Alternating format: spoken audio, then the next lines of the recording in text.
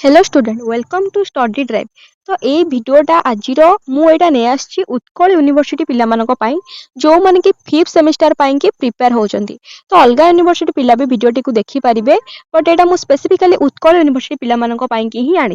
तो जो मानकर काली 5th सेमेस्टर स्टार्ट होगा जाऊँगी तुम काली रोचे कोर 11 ठीक अच्छे पे तो काली तुम कोर 11 रोचे ना तो मुझे आनी पॉलिटिकल साइंस ऑनर्स कोर 11 भिडटा आनी तुम तो बाकी थंबनेल रु सब किसी बुझी सारी तापर भी मुझे आउ थे कहीदेवा चाहूँगी कि +3 5th सेमेस्टर रो कोर 11 ठीक अच्छी।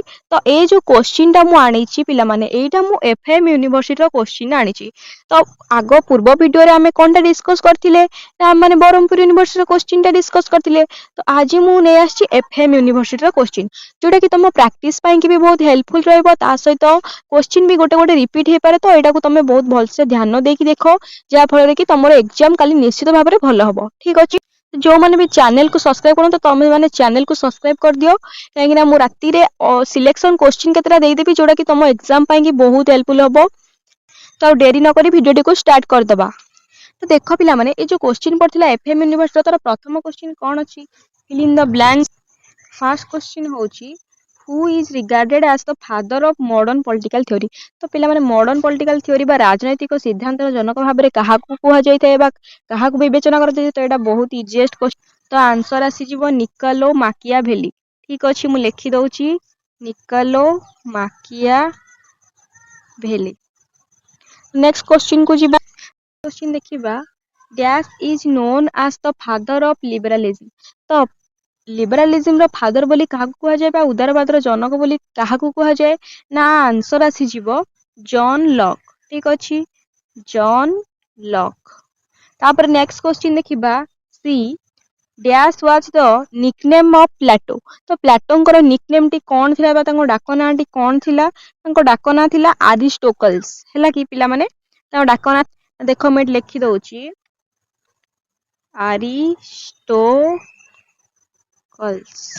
एडा थिला तांकर निकनेम ठीक अछि। नेक्स्ट क्वेश्चन देखबा तो पिला माने डी नंबर क्वेश्चन रे कोन देइची तमन देखि पारथिबो देइची जे the concept of popular sovereignty was advocate by dash. तो जो आमर लोकप्रिय सार्वभौमतर धारणा कहा द्वारा प्रचार कर जायथिला ना एटा बहुत इजी क्वेश्चन बहुत इंपोर्टेंट भी। तो आंसर हे जिवो रूसो ठीक अछि आंसर हे जिवो रूसो। तापर क्वेश्चन देखिबा ई question the school established by Aristotle was called. जो स्कूल टा अरिस्टोटल को द्वारा हेइथिला ताकू कोन कुहा जाउथिला ताकू कुहा जाउथिला लिसियम LYCEUM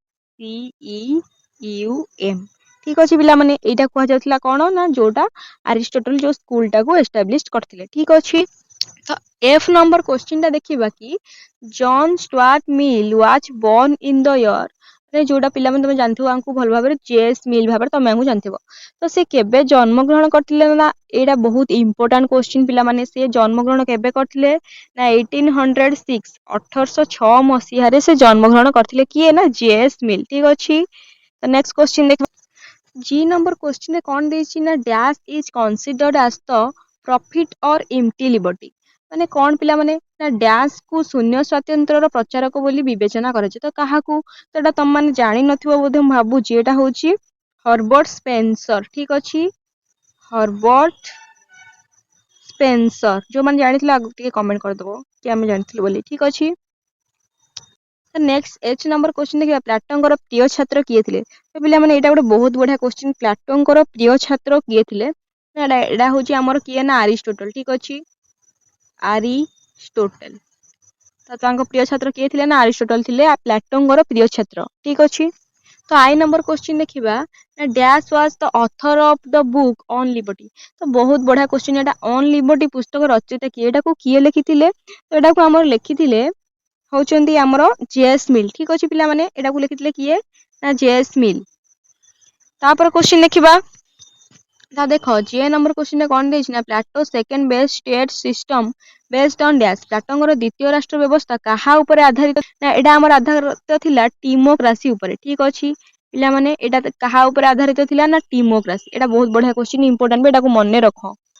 तो पिला माने के क्वेश्चन रे देखिबा the social contract of Rousseau was published in the year dash ମାନେ କୋଉ ଇୟରରେ ରୁଷୋଙ୍କ ସାମାଜିକ ଚୁକ୍ତି ପ୍ରକାଶିତ ହୋଇଥିଲା କୋଉ ଇୟରରେ ଏଇଟା ଆମର ହେଇଯିବ 1762 ବା 1762 ଏଇ ମସିହାରେ କଣ ହେଇଥିଲା ନା ରୁଷୋଙ୍କର ସାମାଜିକ ଚୁକ୍ତି ଯୋଉଟା ସେଇଟା ଆମର ପ୍ରକାଶିତ ହୋଇଥିଲା ଠିକ ଅଛି ନେକ୍ସଟ କ୍ୱେଶ୍ଚିନ୍ ବା ଆମର ଯୋଉଟା ଲାଷ୍ଟ କ୍ୱେଶ୍ଚିନ୍ ଅଛି ସେଟା ଦେଖି ନବା ତ ଲାଷ୍ଟ କ୍ୱେଶ୍ଚିନ୍ ଦେଖିବା The writing of Karl Marx is considered as the Bible of the dash class.